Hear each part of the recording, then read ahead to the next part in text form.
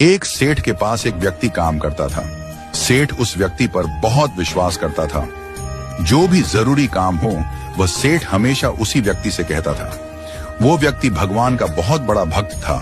वह सदा भगवान के चिंतन, भजन, कीर्तन, स्मरण, सत्संग आदि का लाभ लेता रहता था।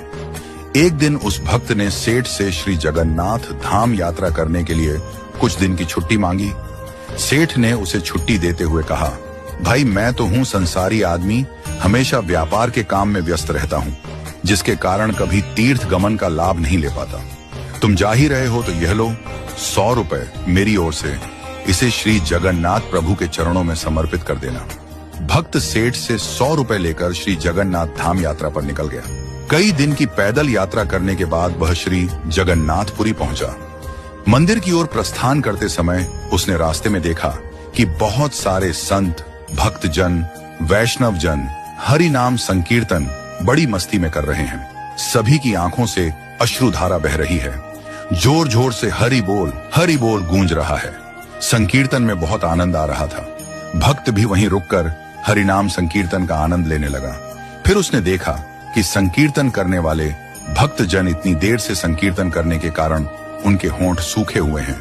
वह दिखने में कुछ भूखे ही प्रतीत हो रहे थे। उसने सोचा क्यों ना सेठ के 100 रुपए से इन भक्तों को भोजन करा दूं। उसने उन सभी को उस 100 रुपए में से भोजन की व्यवस्था कर दी। सबको भोजन कराने के बाद भोजन व्यवस्था में उसे कुल 98 रुपए खर्च करने पड़े। उसके पास 2 रुपए बच गए।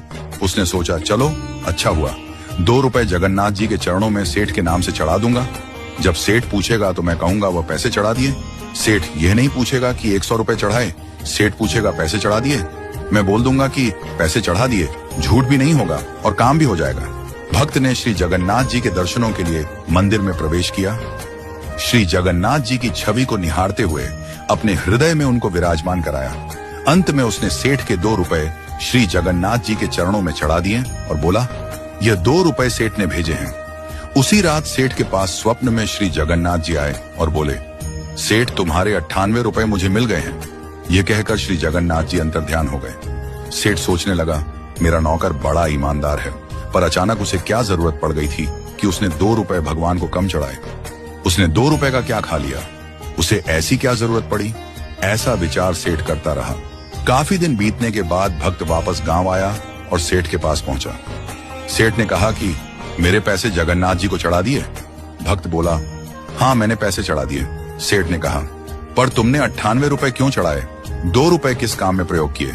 तब भक्त ने सारी बात बताई कि उसने 98 रुपए से संतों को भोजन करा दिया था और ठाकुर जी को सिर्फ 2 रुपए चढ़ाए थे। सेठ बड़ा खुश हुआ।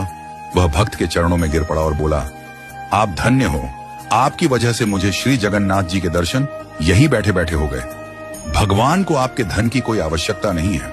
भगवान को वह 98 रुपए स्वीकार है जो उनके भक्तों की सेवा में खर्च किए गए, और उस 2 रुपए का कोई महत्व नहीं है जो उनके चरणों में नगद चढ़ाए गए।